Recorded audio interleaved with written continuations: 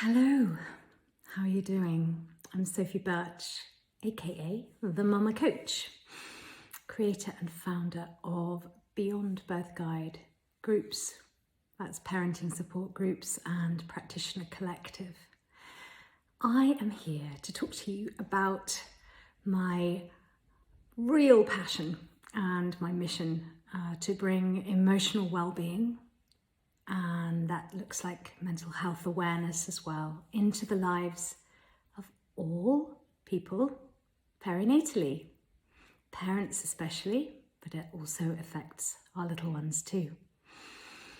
I would love the world to be in a position to say, why wouldn't we take care of our emotional well-being and our mental health at a time when we are growing a baby, birthing a baby, and finding our feet, baby steps all the way.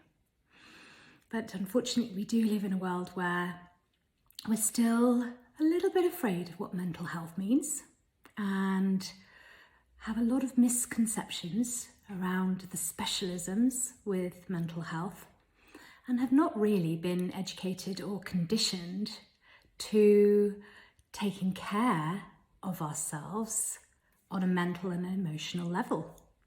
Yes, we understand about physical well-being. We know that it is important to maintain a level of fitness, or we might not feel so great. Yeah, totally.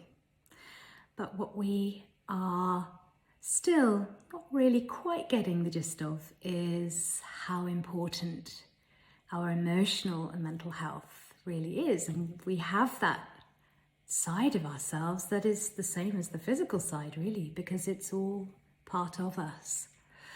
So why wouldn't we invest in ourselves daily to take care of ourselves? So I came up with a concept a little while ago called 5 a day for PMH, which is 5 a day for perinatal mental health, paternal mental health, parental mental health, positive mental health, all the P's. You get the gist, for our mental health. The idea being that just like the campaign that the government ran about 5 a day in terms of your fruit and vegetables, let's look at our 5 a day for our mental health. What are your non-negotiables? Now, we know that that can look different every single day. Fine. But what would your non-negotiables be? What would your 5 a day be? Some days you feel like having more of a walk than others. Perhaps some days you're really good at sitting down and listening to an audio and meditating, and other days you just can't get to it. Some days you're really good at journaling, other days you feel such a resistance to writing anything down. It's all fine, it's part and parcel of the flow and the way we are. Very complex when we think about it, but actually it doesn't need to be heavy. It doesn't need to be complicated. It just needs to be habitual. So, for instance, my 5 a day today would be ensuring that I had closeness with my boys before school. Hugs. Hugs and communication and connection. Also, I ensured that I got outside in nature and I had a mindful walk.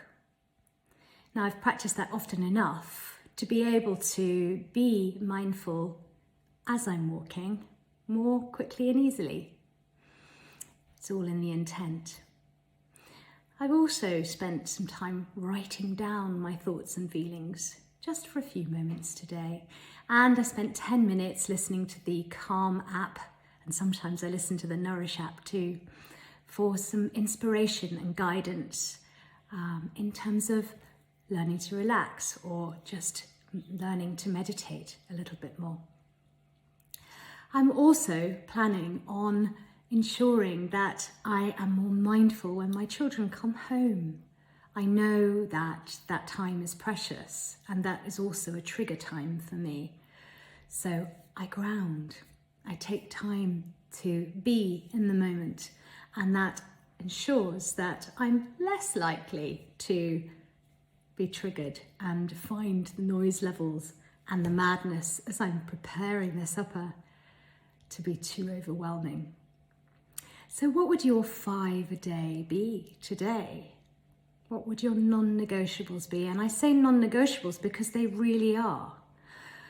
Emotional well-being practices, in my view, are non-negotiable, just like eating our 5 a day fruit and vegetables to maintain a certain level of health and well-being.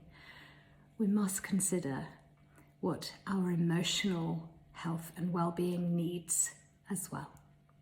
So, planting that seed for you. We'd love to hear from you. And perhaps note that one down if you can. Bye for now.